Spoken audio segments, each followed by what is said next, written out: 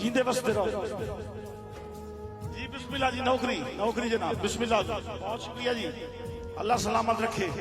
एक दोड़ा और ये हुण काम मिक्स हो गया, तुहानू वेना तो दिल आता कि कश ऐसी सुनाई ते हुण इन्हां पिछले बिरावां नूं भी नाल रलावना पैंदा है। एक दोड़ा तुहाडी नज़र खसूसन जी राय सदी अहमद असद साहब भाई गुलजम किबला के किदे वग गए दौर वीरागां दे किदे पता नहीं यारियां गईयां जी। बिस्मिल्लाह। जेड़े खास कर चिट्टियां दाड़ियां ले बैठे हो, मेरे सवाल का जवाब तुसी दे सकते हो। किदे वग गए दौर वीरागां दे किदे पता नहीं यारियां गईयां, सदरां दे देश तू सिख दियां कूंजां उक्का मार उडारियां गईयां ते खुण बन के आकिब सांगियां नूं खा बेइतबारियां गईयां। वजदा रैयत भी हाई औलाद बराबर किदे सरदारियां गईयां। बिस्मिल्लाह बिस्मिल्लाह साईं, बिस्मिल्लाह। वाह भाई वाह का मतलब की है? वाह भाई वाह का मतलब पढ़ता रहो। ठीक मैं कि समझे तो समझा भाई। राय साहब के हवाले नाल एक शायद तुम सुना ली, अगर इजाजत हो तो इस धरती ते आके ना सुनाई ना गुनाह बड़ा होना है। मैं कि दोनों आख्या पे जंग बैठी हो ना तो गल होवे रावी दे खरल दी ते सीना चौड़ा हो जाता है। इतनियां गल्लां होईयां खरल दियां ते आए साडे निक्के अजीज नहीं बोले इस वास्ते जी। बिस्मिल्लाह। इस वास्ते मैं हैरान हाँ भाई शायद खरल दी स्टोरी इन्हों नहीं सुनाई गई। शायद मैं मुख्तसर लफ्ज़ स्टोरी मुंह लंबी स्टोरी है लेकिन मैं उसको मुख्तसर करके ना जिवें पहली तो सबक नहीं सुनींदा इन सुनावनी है तो सोरी जी तवज्जो तुसां करनी है। जेडे निक्के अजीज बैठन जिन्हें कहानी सुनी नहीं भाई ये वाकया है किवें कि नथू खान खरल दे वेड़े जम्या अहमद खान। हुण दात दिओ न दिओ लेकिन तवज्जो होनी चाहिए। तेजी नाल नज़म सुनाई सा। नथू खान खरल दे वेड़े जम्या अहमद खान, जमदियां लोग सियाणे आदन होंदे पुत्र जवान। दुध मजियां दा पी के पलिया रावी दा ए शेर, बेलियां दे विच खेड के होया गभरू राठ दिलेर। राठा नाल जवानी कट्टी रल के संगता नाल, राठा वांग जवानी कट्टी रल के संगता नाल। सांगे तोड़ चढ़ेंदियां निभे सोने 80 साल। मैं हुण मुख्तसर कीता विचों सांगे तोड़नी पैंदियां निभे सोने 80 साल। ए उस दौर दी गल है सजनों।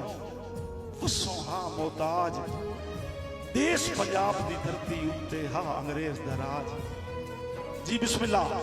देश पंजाब की धरती उत्ते हा अंग्रेज दा राज। बड़ियां कौड़ियां गल्लां विच आउंदियां ते पछावणियां पवणियां साईं। देश पंजाब की धरती उत्ते हा अंग्रेज दा राज। गोरियां अपने हत्थी कर लए नए दे ढेर नवाब। गोरियां अपने हत्थी कर लए नए दे ढेर नवाब। कई नूं सर ते कई नूं किंग दा देवें रोज खिताब। राय साहब कई नू सर ते कई नू किंग दा देवें रोज खिताब। इंज दे पक्के पैर जमाल है गोरे दी सरकार। रैयत कोलू त्रेणी लायके देवे खुद सरकार। रैयत कोलू त्रेणी लायके देवे खुद सरदार। होठां उत्ते चुपदे जिंदरे कत्ते कौन मकाल। तौबा फतवे लग जांदे ने। होठां उत्ते चुपदे जिंदरे कत्ते कौन मकाल। वड्डियां वड्डियां गद्दियां आले हाण फिरंगी नाल। वड्डियां वड्डियां गद्दियां आले हाण फिरंगी नाल। और होया कि जिन्हां मैं वाकया नहीं सुनिया उन्हां दी वास्ते सुणाईंदा पिया कि दिल्ली दे विच बांबड़ बलिया उठिया जब जनून। ये 1857 की गल है। दिल्ली दे विच बांबड़ बलिया उठिया अजब जनून। विच मुल्तान दे बागी हो गई फौज दी एक पलटून। लाजे दे विच डोलन लग पई गोरे दी सरकार। बागी फौजी तोपां अगू बन के दिते मार। उस पलटून दे बाकी फौजी नस पे रातों रात। चार चफेरे होमन लग पई गोलियां दी बरसात। ये भी नाल मनादी हो गई सुन लो खलकत आम। हर बागी दे लाशे बदले डीसी ढेर इनाम।